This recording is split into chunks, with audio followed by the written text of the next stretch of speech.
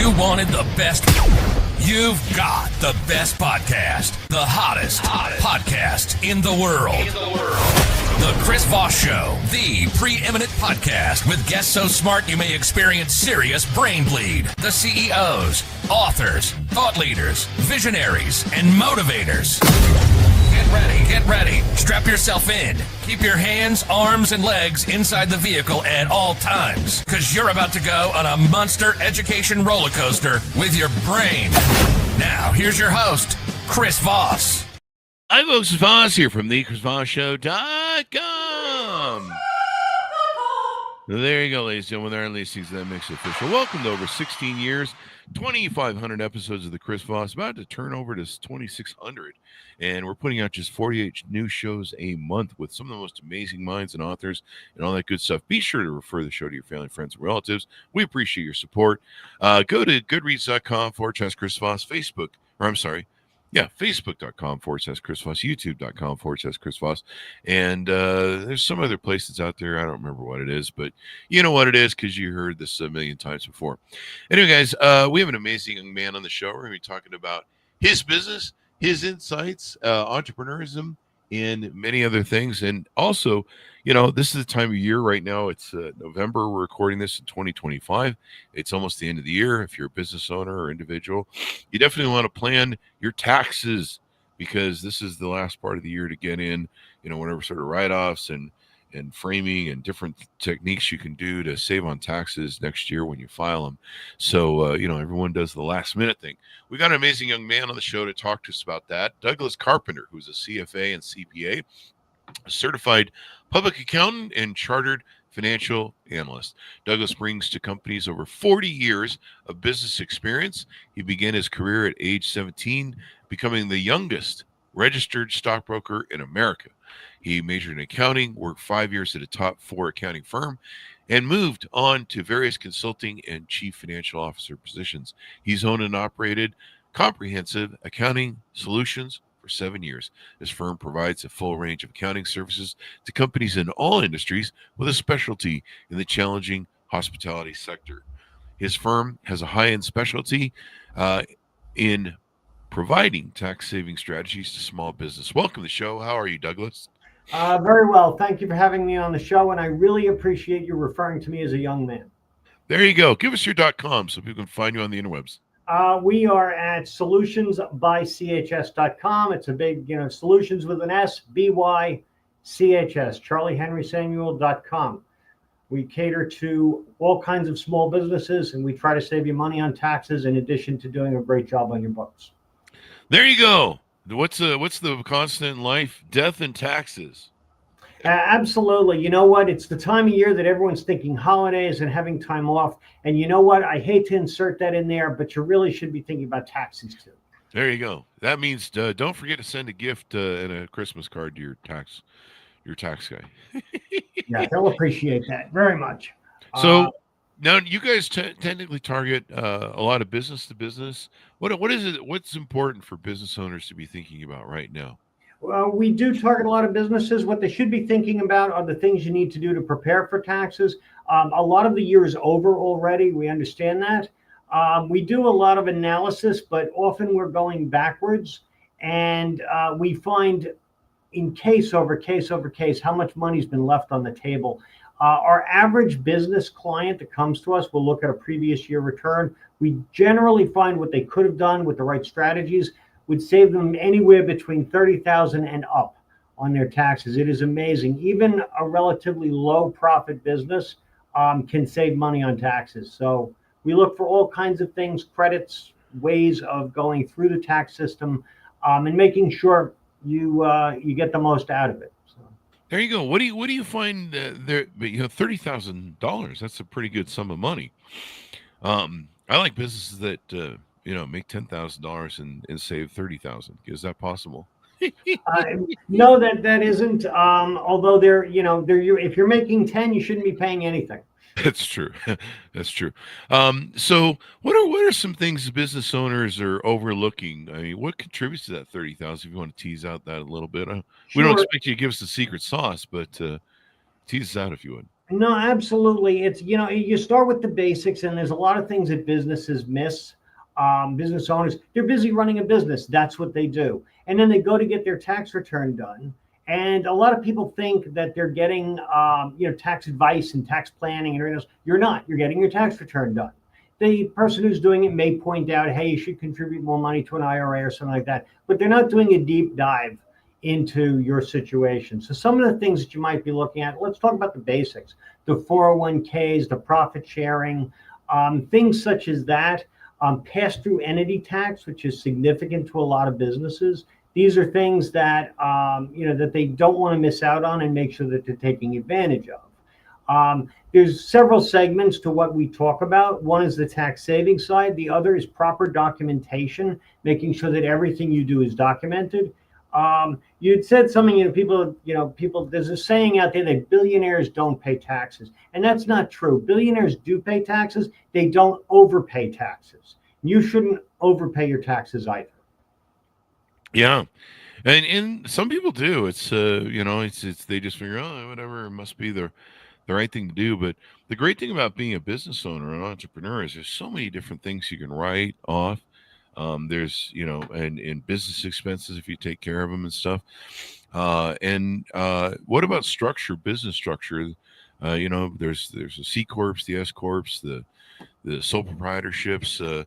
Is that a thing that you take and help people do? Absolutely, absolutely. I'm glad you brought that up because that is a major thing that we look at. Most businesses are generally, when they're established, we find that they have been set up correctly. I would say that S Corp is very often the right answer, but not always. There are situations where you wouldn't. I don't want to really get too deep into that because the disclaimer I'm going to give here is anything that we say on the show, you need to go to a professional and make sure that it's correct. Everything has a caveat. Everything in the tax system is one way, and then there's 6 different exceptions to it. So you really have to get good advice. But to address your point, there are considerations if you have, say, an S Corp versus a 1065 versus a C Corp that are very different. A C Corp is taxed by itself. You receive a salary and dividends through the C Corp, whereas 1065, which is a partnership, or an S Corp, or if you're doing a single member LLC, which will go on your Schedule C, all of that flows through to you. So basically, whatever the business owns, it flows through to you. But there are things you have to consider. S Corps in particular, you need to pay yourself a salary. It needs to be reasonable. There's a lot of considerations in there, a lot of things to take care of. I'll give you an example of something that someone missed. I mean, a lot of what I'm going to give you today is examples of things that people have missed. And one is health insurance. If you pay your health insurance, your company can pay the health insurance and it's deductible, but it has to be done correctly. It's done one way in a partnership. It's done another way for a disregarded entity, which is a single member LLC, and yet a different way for an S Corp. Yeah, so interesting to plan for this and stuff. So I guess there's still, even though we're halfway through November, there's still moves you can make to maximize your tax returns next year and stuff as a business. Yeah, you know what? And since you do that, I'm going to basically run through a little bit of a laundry list that I've put together here, okay, of some of the things to consider. And this may be, come at you kind of fast, and there are details to it, but these are the things to talk with your tax advisor. First of all, HSAs, that is, health savings accounts. These are extremely good tax vehicles. You put aside so much money for either medical expenses, you could save it for the future medical expenses, and it's tax-free if it's used for medical. If not, it's tax deferred. There is some penalty if you don't use it for medical, but who isn't going to get older and use their HSA for medicals, for medical expenses? Mm-hmm. That's something that you would want to establish. Of course, there's your 401ks, your profit sharing plans. They need to be set up by December 31st. If you do a SEP IRA, you have a little bit longer. You want to look at your proper salary if you're in an S Corp. There could be capital loss harvesting. If you have capital gains, you want to look for some capital losses. Maybe take up to $3,000 if you have an overall capital loss. There are equipment purchases that you can make this year that could be fully depreciatable or at least partially.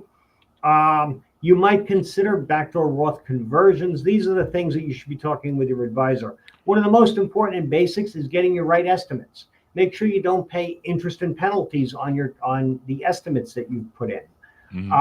Make sure you've made enough estimated taxes. The general rule, and there are a few exceptions here, but it's 90% of, if you've paid in 90% of your current year taxes, or 100 to 110% of your prior year, you're covered. States are all a little bit different. They're pretty close to that, but they're all a little bit different.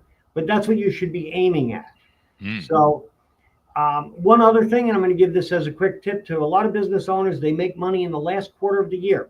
And I've heard this before. I said, well, I can't make quarterly estimates that are even because I don't make any money the first 6 months of the year, and then a little bit, and then I make it all in the end. So what should I do? There's a form, actually, it's a 2210 that you file with your tax return that says, hey, I made all my money in the last quarter, which is why I didn't make my estimates in the first 3 quarters. However, that's if that's the case, that's what you do.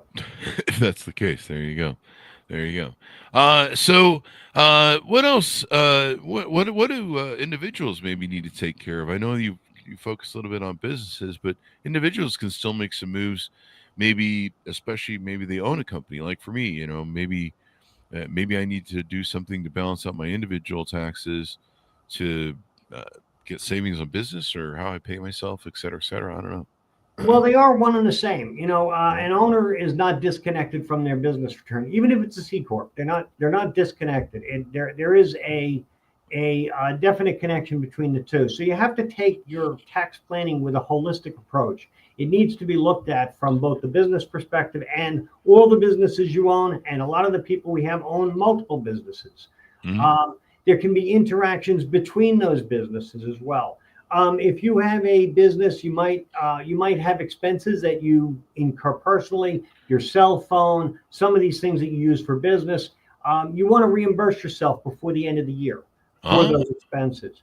One of the ways of doing it, I think that's the best way to document it, is if you ever worked for a company, you had a reimbursement form. It was an employee reimbursement. You submitted it with all your receipts, and the company paid you. You can do the same thing with your own company. So treat it the exact same way. Even sign the report if you want to, if you really want it to be official. But have all those receipts, put them in as if you were an employee asking for reimbursement for these expenses. But do it before the end of the year. Yeah, there you go. Then once the end of the year closes out, it's done, right? It's kind of closed off. There are some things that you can consider after the end of the year. It's profit sharing and things like that give you more time. You could set up a SEP IRA up until the time you file your return. If you have an extension, it can go all the way to the extension. But most of the things you want to consider are now. Definitely. Consider it now or else. Well, or else you'll overpay.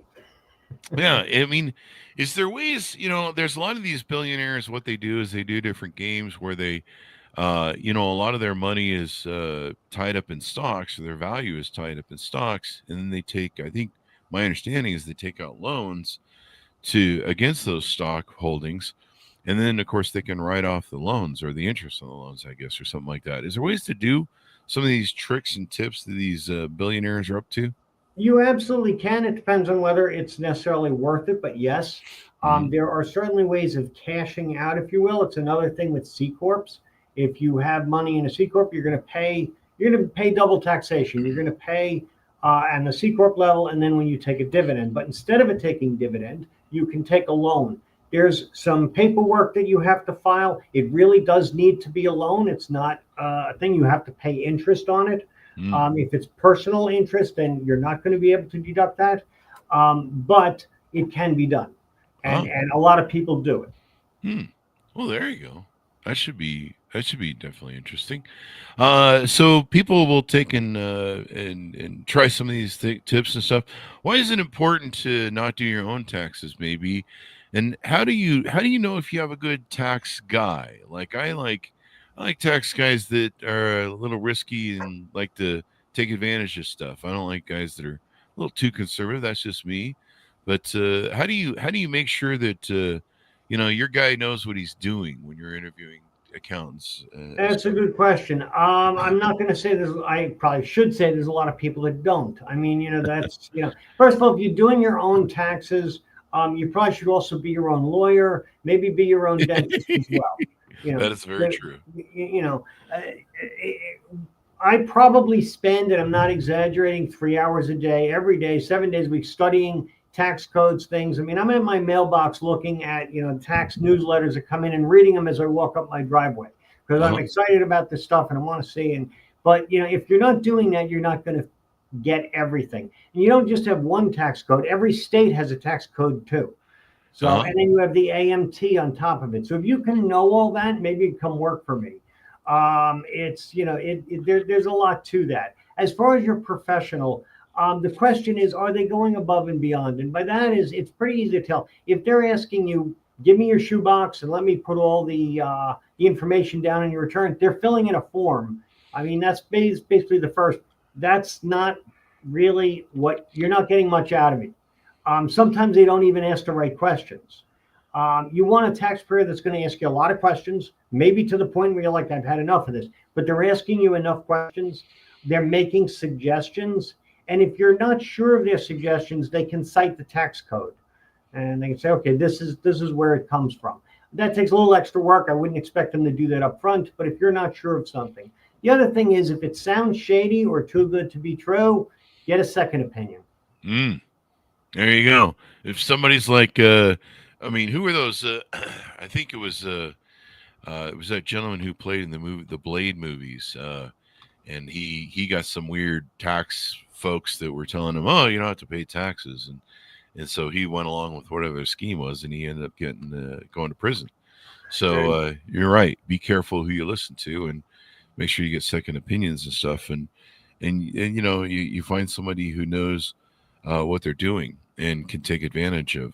Does it help the length of term that someone's been in business? You've been in business for what, 7-8 years now or something like that? With this firm, yes. Obviously, I have a little bit more experience than that, but it does. It's important that they're not fresh out, of what they do, and also their credentials. CPA is very important, I think. How much tax experience do they have? What do they do, and what do they specialize in? Not everybody specializes in every type of tax. There's nonprofit, there's trusts, there's estates, there's personal, there's business, all types of businesses. Some of the firms will specialize in a lot of different areas, and they can cover everything, but make sure the person you're dealing with has the right experience. You can go to a big firm, but if you're not getting someone with that experience, you're not really getting much out of it. There you go. Not getting much out of it. It's really important that you take advantage of everything you possibly can. And what about trusts? You get into the trust area of the accounting and stuff like that? We do trusts. We work with attorneys actually on trusts, to especially in the setup and the recommendation of them and how they're used. There's a lot of tax planning that trusts can be used for, especially in estate tax planning. But this, again, is an area that falls under legal with accounting support. That's kind of the way we look at it. There you go. Gotta run it past the attorneys so they give it that rubber stamp. What are some of the things that you guys do in your business that maybe we haven't talked about that we should tease out to people?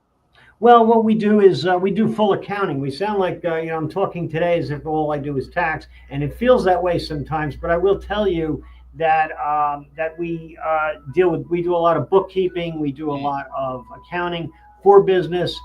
We see a lot of books that come in. We have to do forensic work, and by that I mean the books have not been correct in many years. We go back and we figure that out. You find that there's a loan on the balance sheet that's been there for 5 or 8 years, and the owner tells you, I don't know what that is.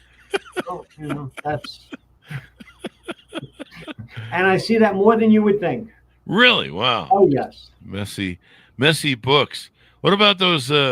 I've never known anyone personally, but what are those people who keep 2 sets of books? You heard of those folks? Well, if you're talking about the people that aren't doing this correct, you got a real problem. First of all, I don't think I'd be interested in your business.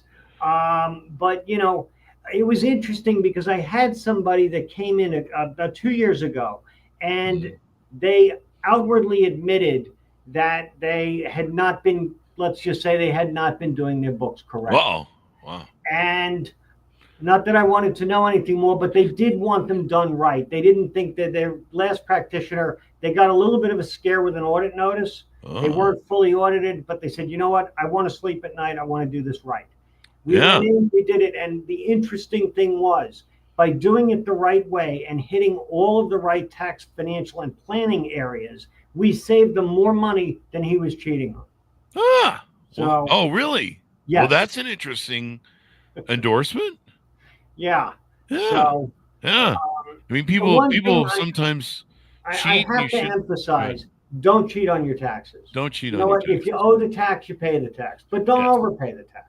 Yeah, just don't overpay. I mean, the IRS gives you plenty of different things that you can utilize to take advantage of write-offs and different tax strategies. At the end of the day, if you make a lot of money, you're going to pay taxes. That is the bottom line. But there's a lot of ways to defer them, avoid them. But evade is the word we don't use. Yeah. I used to have guys that come to work for me, and we were in the mortgage business at the time, and we pay them a draw of like $2,500, but we had a lead system, so we could flood them with leads, and their earnings could really take off, and they would literally go from like $2,500 to making, usually within about 4 to 5 months, $20,000 a month, or at least 10 to 20. Our top guys would make 20, and but they would go through this curve, and a lot of times when we paid them the $2,500 a month, they could live on that, and then we took them up, and the first thing I always start complaining about is like, I didn't realize all the taxes you pay when you make all this money, and I'm like, it's a privilege, dude.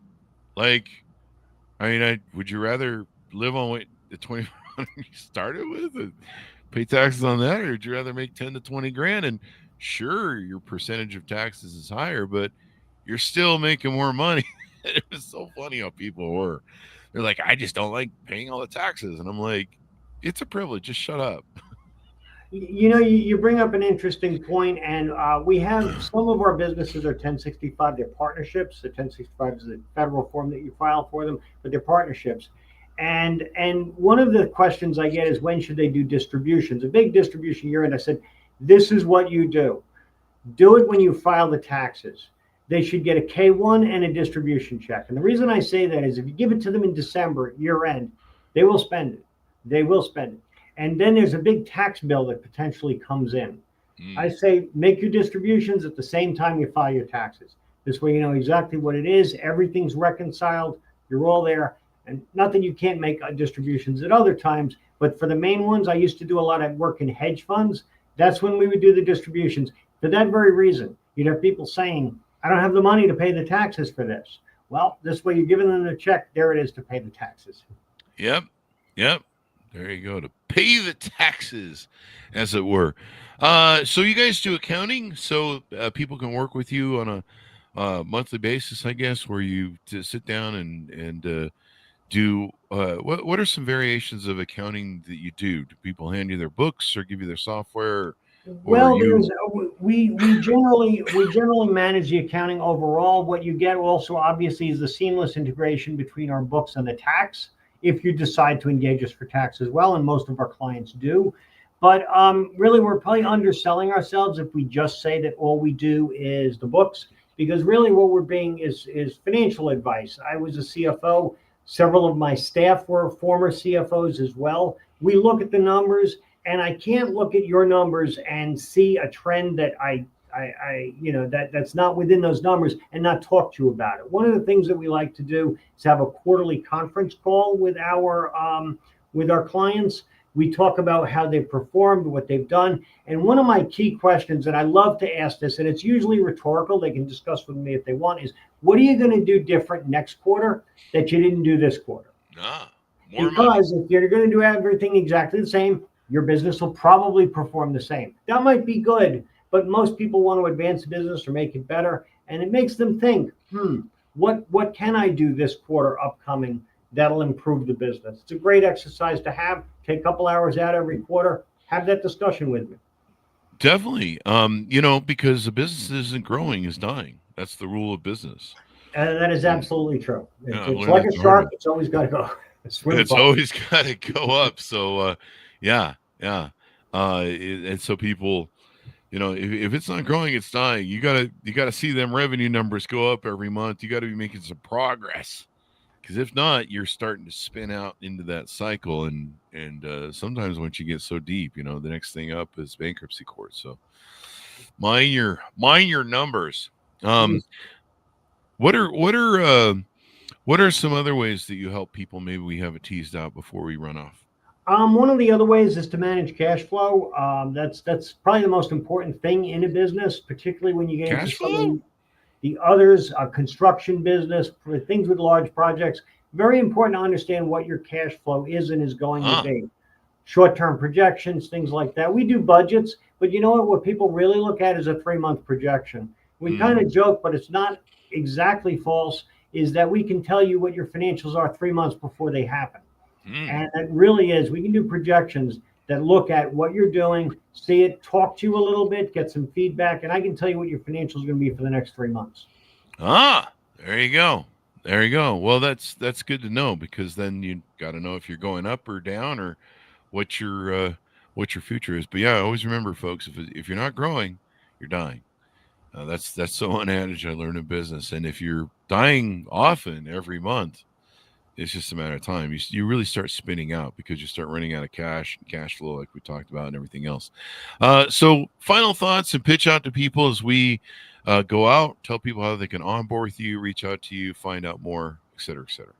Sure, they can visit our website. It's solutionsbychs.com. I'm also Carpenter at solutionsbychs.com.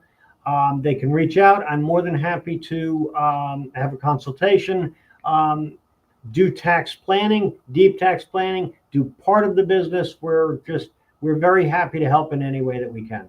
There you go. Well, it's been fun and insightful to have you on the show. We certainly appreciate it, Douglas.